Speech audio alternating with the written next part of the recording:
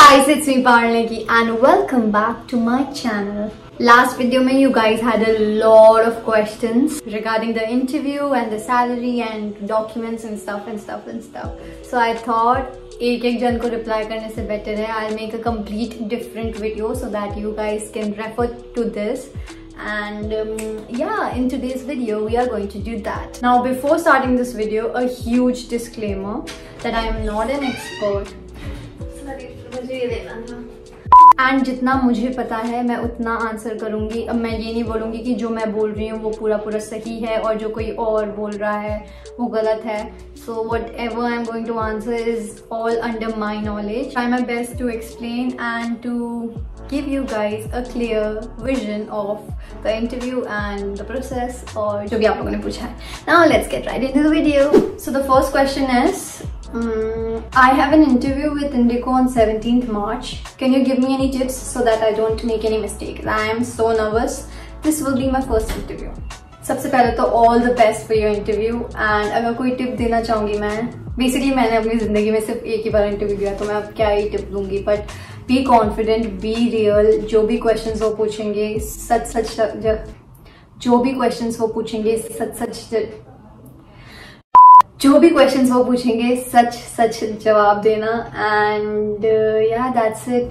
Be yourself, confident रहना. That is the most important thing they will check. And speak fluently. जो भी बोलोगे एकदम flow में बोलो.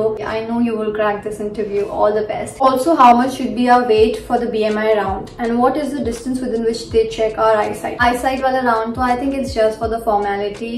क्योंकि मैंने जब interview दिया था तब मैंने आप लोगों को बताया था ना कि एक आंख बंद कर दिया था तो उससे दिख नहीं रहा था. So the doctor was like कोई बात नहीं, it's okay करके. तो I think it's just for the formality. उसके लिए तो चिंता करने की कोई जरूरत नहीं उस राउंड के लिए. एंड BMI राउंड के लिए there is a formula. Like your weight depends upon your height. जितनी आपकी हाइट होगी उस हिसाब से आपका वेट होना चाहिए. Like the BMI should be between 18 to 22 if I am not wrong. I will put the formula on the screen and also the range, क्योंकि मुझे उतना याद नहीं है. रेंज 18 तो है, इतना पता है. It should be between 18 to 22. I have one vampire teeth. Can I become a cabin crew? I don't think your teeth will come in the way. But once again, it completely depends on the interviewer. मेरे साथ भी same चीज हुई थी. I was not sure कि मुझे लेंगे या नहीं. But I gave it an attempt and look where I am now. It's just because I gave an attempt. So please ऐसा मत सोचो कि ये चीज़ की वजह से मुझे नहीं लेंगे या इस चीज़ ये चीज़ की वजह से हो सकता है मुझे रिजेक्ट कर ले तो मैं देती ही नहीं हूँ interview. Give an attempt. You don't know interviewer के दिमाग में क्या चल रहा है. यू डोंट नो कि उनको क्या आपकी क्वालिटी एक ऐसी पसंद आ जाए और आप लोग को सिलेक्ट कर दें. Hindi medium student is eligible for cabin crew job. English is necessary. अगर आप लोग इंडिगो के वेबसाइट पे भी जाओगे और देखोगे द एलिजिबिलिटी क्राइटेरिया तो वहाँ पे लिखा रहता है कि one must be fluent in English and Hindi. I have a doubt, as you said, after 3 days an official mail will be sent to us as result. So my question is, training starts that particular week or after how many days? Can you tell a specific count, please? Okay, so when you receive an official mail, I'm so sorry, I'm not sure ये पीछे से आवाज़ आ रही है या नहीं. I'll just check.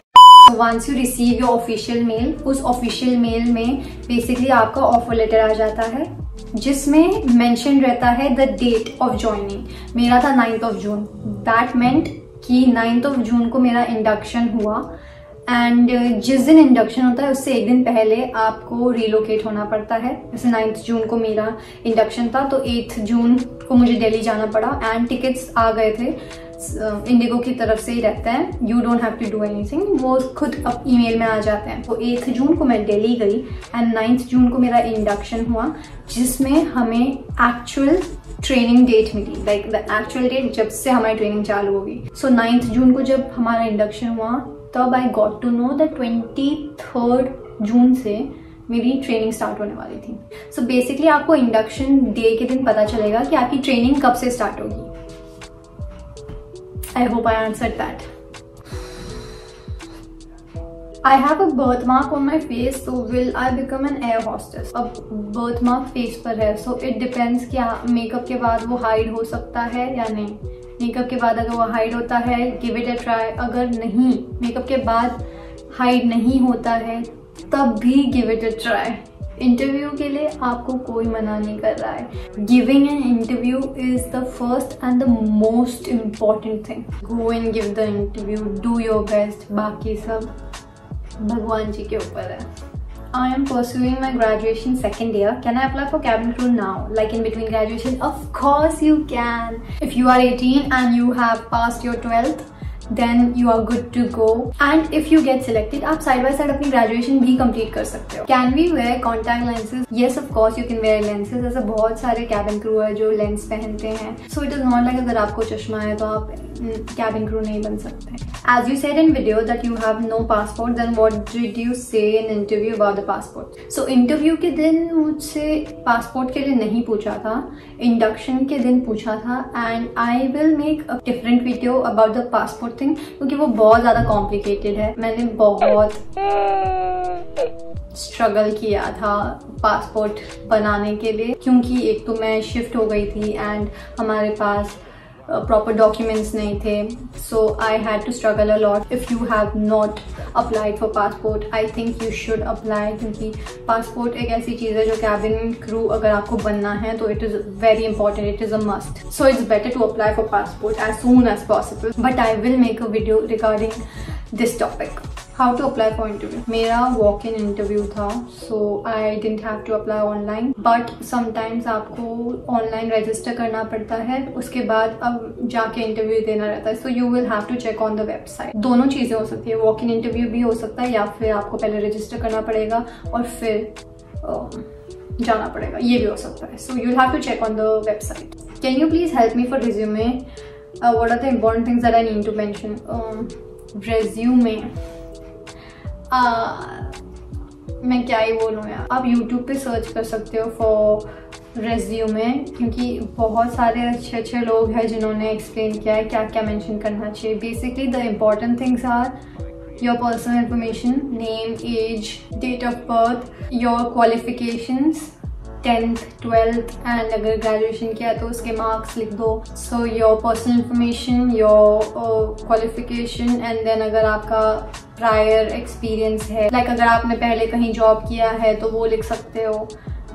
मुझसे मत लो ये सब tips. Just go on YouTube and search. और गूगल भी है, गूगल पे भी आप सर्च कर सकते हो. There are so many templates Google पे जो हेल्प कर सकता है आपको रेज्यूमे बनाने में. Is it mandatory to have an invitation from IndiGo और just go for walk in? I don't think IndiGo invitation देता है. I am not sure. मैंने तो वॉक इन इंटरव्यू दिया था. क्या क्या इम्पोर्टेंट है डॉक्यूमेंट?